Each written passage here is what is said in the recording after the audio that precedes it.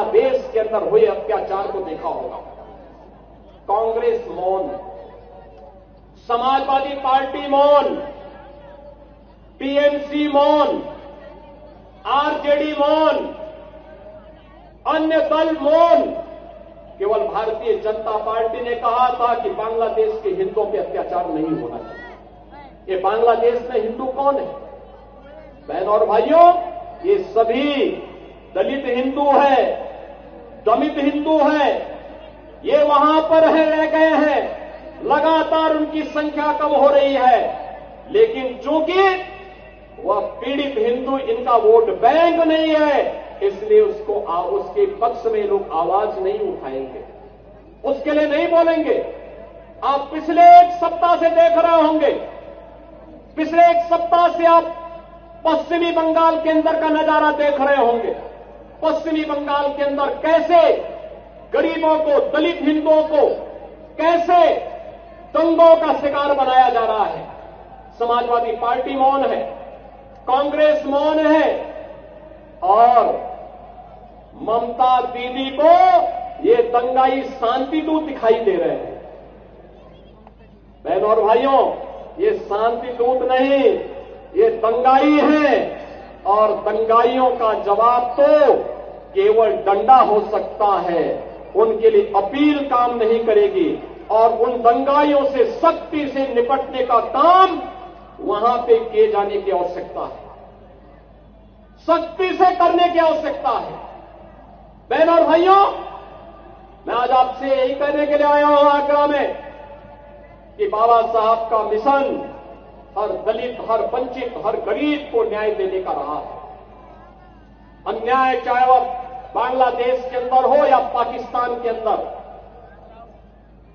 या फिर किसी अन्य किसी भी स्थान पर, उसके खिलाफ आवाज उठनी चाहिए, अन्याय के खिलाफ आवाज उठनी चाहिए। ये बाबा साहब की प्रेरणा रही है। संगठित होकर के आवाज उठनी चाहिए, ये बाबा साहब की प्रेरणा रही है। और उसी प्रेरणा के लिए आज आप सबका आह्वान करने के लिए मैं आपके बीच आया हूं। सरकार आपके साथ होगी, आपके सुख दुख में शायद दो डबल इंजन की सरकार सहभागी बनेगी। सरकार आपके हितों के लिए संरक्षित करने के लिए पूरी प्रतिबद्धता के साथ कार्य कर रही है, आगे भी कार्य करेगी। बाबा साहब के सपनों को साकार करने का कार्य प्रधानमंत्री मोदी जी के नेतृत्व में ये डबल इंजन की सरकार पूरी मजबूती के साथ खड़ी होकर के करेगी। और उसी को ध्यान में रख करके आज मैं कहना चाहता हूं, जो लोग कह रहे हैं कि उनके लिए, कुछ लोग कह रहे हैं कि उनके लिए संविधान से बढ़कर के शरीयत है, तो मैं भी उनसे कहना चाहता हूं कि भारत तो बाबा साहब के द्वारा बनाए गए संविधान से चलेगा। जहां शरीयत का कानून लागू होता है, उनको वहां जाना चाहिए। भारत के अंदर भारत की व्यवस्था बाबा साहब के द्वारा बनाए गए संविधान से ही आगे बढ़ेगी, और यह हम सबको दृढ़ भाव के साथ कार्य करना होगा। ऐसा नहीं कि बाबा साहब को लालच न दिया गया हो। याद करिए, जब हैदराबाद के निजाम ने बाबा साहब को लालच देने का काम किया था, और वहां पर उनके रजाकारों ने वहां के दलितों पर, वहां के दलितों पर, वहां के हिंदुओं पर अत्याचार करना प्रारंभ किया था, तब बाबा साहब ने बहुत स्पष्टता के साथ हैदराबाद रियासत से जुड़े हुए सभी दलितों को, वंचितों को और हिंदुओं को पत्र लिखा था, और उनका आह्वान किया था कि किसी भी